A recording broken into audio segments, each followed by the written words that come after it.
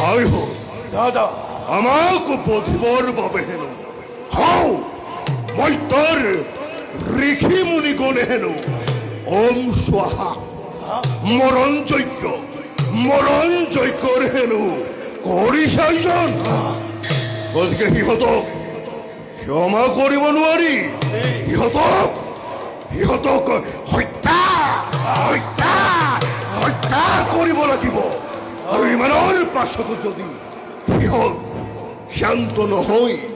তেতিয়া আছে মানে যত সিহঁতৰ পূজনীয় দেৱতা ব্ৰহ্মা বিষ্ণু কৈলাসৰে মহেশ্বৰ তিনিওকে ধৰি আনি সিহঁতৰ মুণ্ডমৈ কৰিম ছেদন